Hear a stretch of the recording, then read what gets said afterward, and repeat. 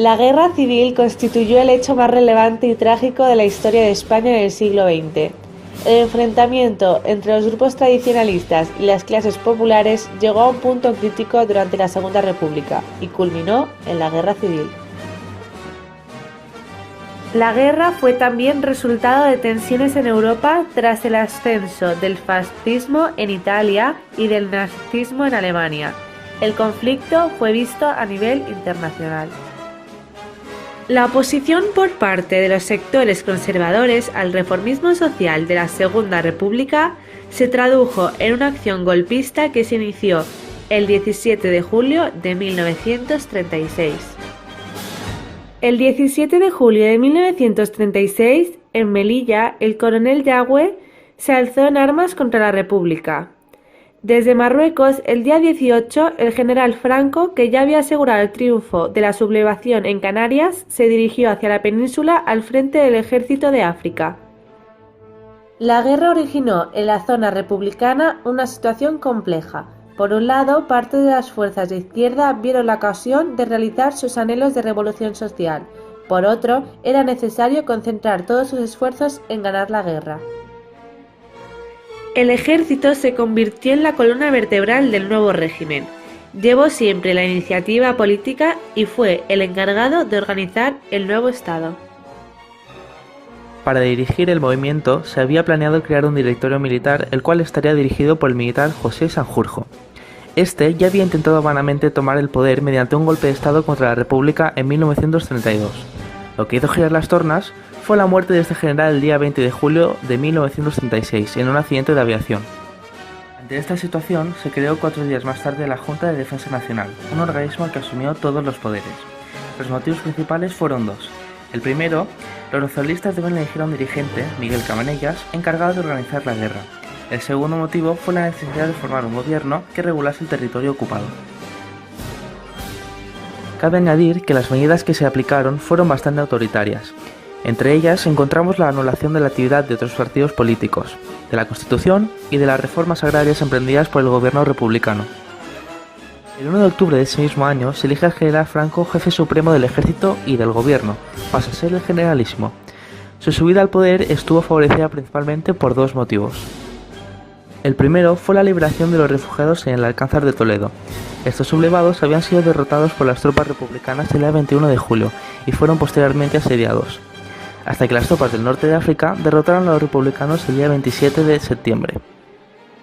Esta victoria supuso un gran triunfo propagandístico a escala internacional, y este fue el motivo por el cual los dictadores Hitler y Mussolini reconocieron a Franco. Además, como cabe suponer, este dictador estaba inevitablemente unido a ellos. A partir de octubre de 1936, todos los partidos políticos que formaban parte del Frente Popular, así como todos los sindicatos de clase, fueron prohibidos. Por tanto, solo actuaban grupos políticos como la Falange Española de la Jons y la Comunión Tradicionalista. Además, el gobierno toleraba grupos políticos como la CEDA. Pero, ¿en qué consisten estas fuerzas políticas? Frente Popular, creado en enero de 1936 por los principales representantes de izquierdas españolas. Concretamente, se trataba de una coalición de partidos como el PSOE, el Partido Comunista Español, la Izquierda Republicana y el Partido Sindicalista, entre otros. Falange Española de la Jons. Partido político español de ideología fascista y nacionalsindicalista, resultado de la fusión el 15 de febrero de 1934 de las Juntas de Ofensiva Nacional Sindicalista con la Falange Española. Pero esto no acaba aquí. Franco desplegó una estrategia de alargamiento de la guerra, imponiéndose a las fuerzas que apoyaban la insurrección. Se inspiró en el modelo fascista italiano y alemán y dio a conocer el decreto de unificación. Según este decreto se creaba un partido único, Falange Española Tradicionalista y de la Jons, unificando a falangistas y a carlistas, siendo Franco el jefe nacional de este partido único.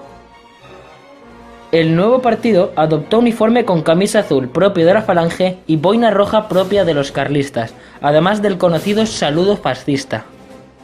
El proceso de institucionalización del nuevo Estado franquista culminó en 1938, con la desaparición de la Junta Técnica y la formación del primer gobierno de Franco. Franco pasó a ser llamado caudillo de España. Los ideales se inspiraban en el fascismo, el conservadurismo y la preeminencia del catolicismo. La legislación republicana, la libertad religiosa, la política, la sindical y la de prensa, además de los estatutos de autonomía, las huelgas obreras y las reivindicaciones, fueron suprimidas. Por otro lado, se aprobó el fuero de trabajo, inspirado en el fascismo italiano. Se estableció culto religioso en la enseñanza y en el ejército y se instituyó una retribución estatal al clero.